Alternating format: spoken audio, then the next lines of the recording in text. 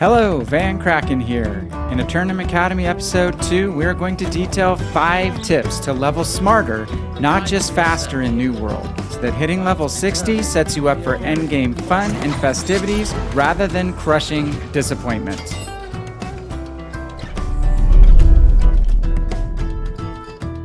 Smart leveling tip number 1 is to stick to just 2 main weapons in your character leveling journey. When you speed level using a scattershot of weapons that never progress even close to their full skill tree potential, you'll be woefully underpowered in combat capability versus higher tier PvE content and PvP opponents when you hit level 60. By choosing 2 main weapons to focus on as soon as possible that fit the tank, healer, or DPS role that you are initially inclined to play, you allow yourself to stack enough weapon XP to unlock a dozen or more skill points out of a maximum of 20 that activate 3 solid weapon abilities and important passive damage or crowd control buffs by the time you hit max level. Furthermore, your 2 slotted weapons will not only be strong enough to combat more powerful AI or human foes as you progress to higher tier territories and reach endgame content, you will also learn the skill combinations and muscle memory required to maximize your damage output too. There are many awesome New World guides available on weapons that pair well together, so we won't go over those details here, but do some research and begin your quick trial of the different options available as soon as you hit the beach. And keep in mind that you can always change up your build after you hit 60 by pairing a new weapon with one of your 2 strong ones. Smart leveling tip number 2 is to take time to gather and refine as you level up. New World has a lot of activities to pursue beyond PvE and PvP combat.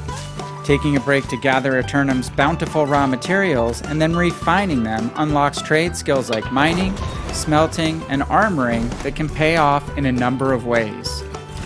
Gathering and refining are not just obvious pursuits for players that consider themselves crafters, as they provide not only valuable character and trade skill XP, but also allow you to start earning a meaningful amount of gold as a lower level character. You can get your 4 core gathering skills over level 100 without a ton of effort if you actively collect mats along the path of your quests and put in a few focused sessions to log, mine, harvest, and skin. Upgrading your gathering tools through smart trading post purchases to steel tools around level 18 and star metal around level 38 will also be a huge help, as they will have more perks, work way faster, and save you a ton of time. And don't forget to slot in your 2 extra bags at level 30 and 45 as well. Being able to collect mid-tier materials like star metal, weirdwood, and silkweed rapidly pays off in allowing you to level your basic refining skills at the same time. For example, if you can both mine star metal and use the smelting skill to make star metal ingots as you level, you can stockpile materials for top-tier crafting when you reach level 60.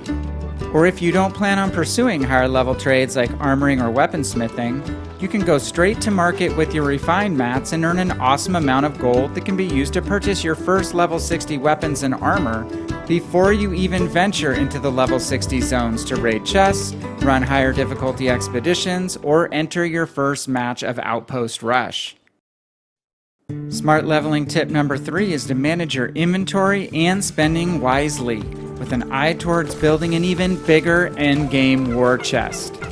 Both maximizing your time questing and gathering and not blowing all of your gold as you level is really important. Here in our inventory screen, we are cycling through our collected items constantly, upgrading to better gear in our 2 focused weapon slots and our armor slots, and instantly salvaging any gear we collect that is only common or uncommon quality, or labeled bind on pickup and has attributes that do not synergize with our main weapon choices. This process will gradually build up our character's overall gear score, increasing both damage output and armor protection, and reduce the weight we are carrying so we don't have to return to town with full bags too often. Exceptions to the salvage rule are bind on equip items that are of rare or better quality, even if the attributes don't quite fit our starting build, as we can sell these items on the trading post to other players who can use them. But here's the rub. Don't be the person who lists their tier 3 or 4 gear for exorbitant prices. Post your items for 3 to 7 days at an affordable 15 to 50 gold each, and go for a higher number of items sold rather than sitting on high-price listings. On the flip side of the trading post, you might want to purchase a weapon or armor upgrade or two for yourself in the level 1 to 60 journey. You will 100% be able to find usable tier 3 or 4 items listed somewhere in the range of 15 to 200 gold each. Since you'll swap these weapons or armor pieces out when you hit level 60 anyways, do not fall for higher priced items that you will only wind up using for a short period of time. When you level smarter and manage your inventory wisely, you should have at least 20,000 gold saved up to purchase 550 to 600 level gear score items right away at level 60. That will be a huge help in your first endgame PvE and PvP activities. Smart leveling tip number 4 is to focus activity within a territory, with a goal of becoming both a prominent citizen and, more importantly, a future homeowner. Territory standing is yet another kind of experience your character receives when you kill mobs, close corruption portals, complete main story quests, side stories, faction missions, or town board jobs, or perform certain crafting activities like cooking or making potions. Just like it sounds, standing accrues to the specific territory in which it is earned. But why does it matter beyond giving you the opportunity to pick out some buffs and give you a cooler title? The answer to that question, fellow adventurers, is becoming a proud homeowner. Houses range in size from tier 1 through 4, which unlock at territory standing levels of 10, 20, 25, and 30 respectively, and you can own up to a total of 3 houses at any given time per character. Tax rates have been cut drastically since New World's release, so homes are very cheap to maintain and offer a lot of in-game benefits. Perks include increasing your storage capacity from a little to a lot based on housing tier, providing a recall point from anywhere on the island, just like an inn, giving you the ability to get 5 active character weapon damage, gathering, crafting, or luck buffs per house by hanging trophies, or just experiencing the fun of decorating with all of the furniture you craft or collect. By focusing your faction mission and town board activity in a specific territory, you can level up your character quickly in the realm you want to place your house. And yes, the second music trade skill buff you unlock, Territorial Triumph, allows you to earn territory standing at an accelerated rate as well. If you like to craft, pick a territory with a convenient crafting station layout and a ready source of water. If not, just pick a town with the right vibe that you want to hang out in. But whatever you choose, keep in mind that your first house is discounted at 50% off. So focus on building territory standing past the minimum level of 10 to 15 or higher to get the biggest discount you can get, which is up to 10,000 gold. Having the ability to purchase a larger house or even a few of the smaller ones will both allow you to store a lot more of the materials and gear that rapidly build up in your storage sheds post level 60. Our final smart leveling tip, number 5, is to remember to push forward on both the main story and faction advancement quests as you progress from level 1 to 60. New World's redesigned leveling process is far smoother and faster than in the original game design. Because nearly everything you do in-game grants XP for progression, you'll actually have to make a conscious effort to keep up on both your main story quest and faction advancement as you level up, or you can hit 60 with a lot of tasks to make up after the fact.